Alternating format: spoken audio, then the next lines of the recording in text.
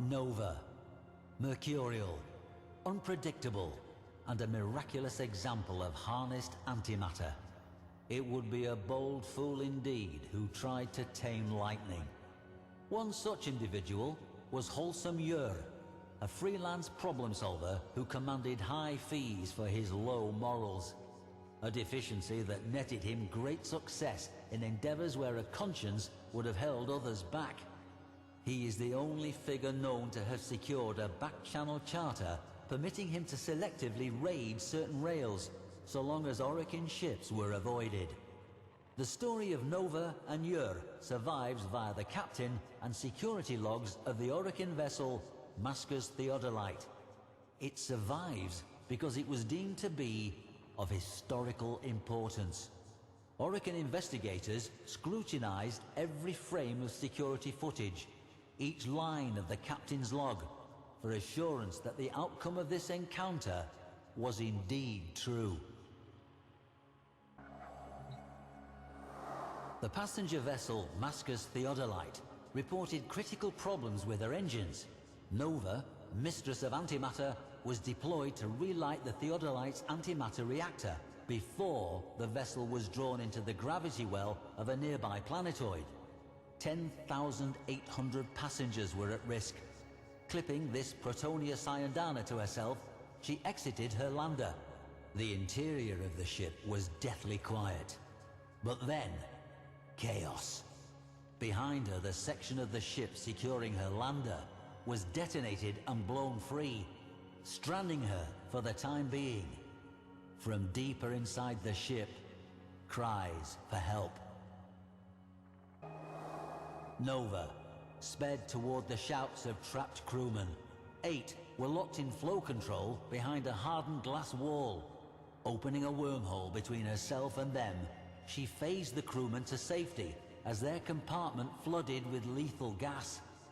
Booming from speakers in every hallway, Wholesome Yer declared himself.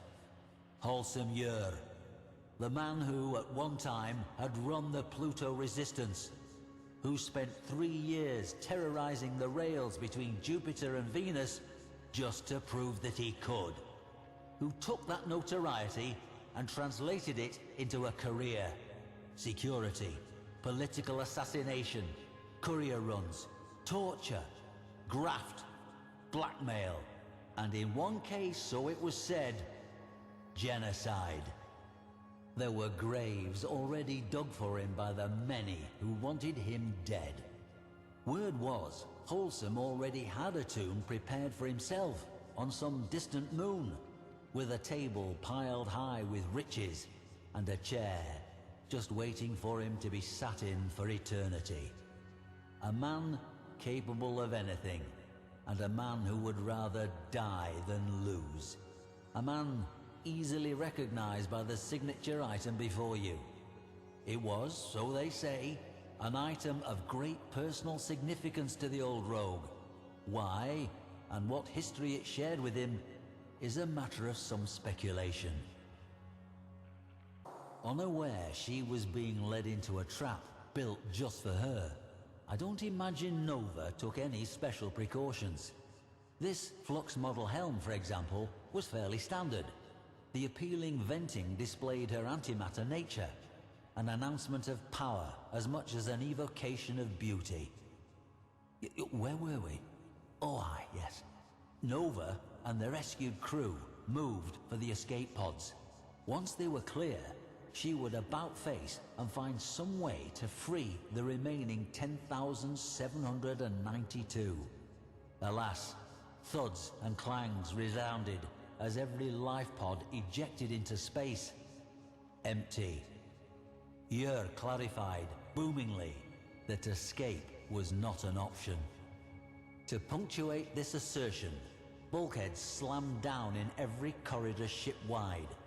The only path Yer left open, worryingly, was the one that led directly to the Theodolite's antimatter reactor, the very thing Nova had come to save. What was the old pirate playing at? Yer answered Nova's unspoken question. He had jettisoned the antimatter core. Without that, it was impossible for the reactor to function, and the theodolite would smash into the planetoid in a matter of minutes.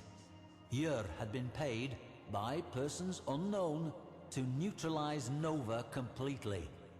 Yer, a man who prided himself upon an ignorance of the impossible, had agreed and devised this trap.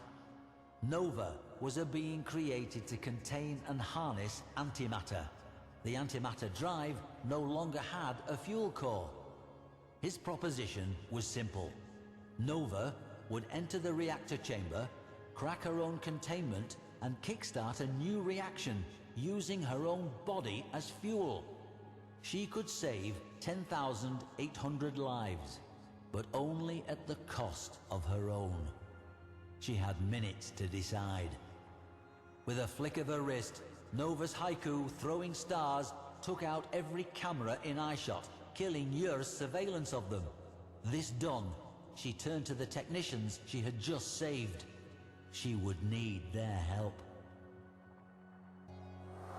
Nova walked to her doom. As she entered the reactor's chamber, Yer smugly assured her she was doing the right thing. Within the reactor's observation room, the technicians nodded assent. This was going to be close. From the bridge, Yer sealed the reactor chamber's blast doors. Seconds later, on Nova's signal, the technicians overrode that command. The doors shot upwards, and Nova wormholed out of the chamber and back into the corridor. Leaving that portal open, she created another, straight up into the vent system. On the bridge, Yer had little time to react, but react he did, ordering all prisoners to be killed. In that moment, a portal flashed into existence, Nova launching herself amidst pirate, captain and crew, and showed them what she was made of. In a blinding flash, Yer and every mercenary on that bridge was deeply infused with Nova's antimatter, starting a chain reaction within them. Yer realized what was happening, but too late. With a few precise shots from her Syra customized sniper rifle, Nova neutralized those mercenaries who were quicker off the mark, before grabbing Yer by his brightly irradiated hair. Hurling him back through her network of wormholes, Nova sent wholesome Yer pinging from portal to portal before tumbling out into the reactor chamber. The wormholes collapsed. Yer struggled to his feet as every molecule in his body approached critical. Behind the glass, the technicians gave him a final, grim salute before slamming the blast door closed. Wholesome Yer, pirate and legend, went Nova. The reactor caught the reaction.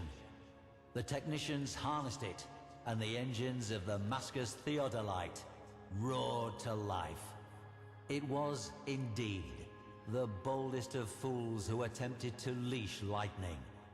And so, a notorious rogue, said to be unkillable, met his end in the attempt, as the historical record now demonstrates.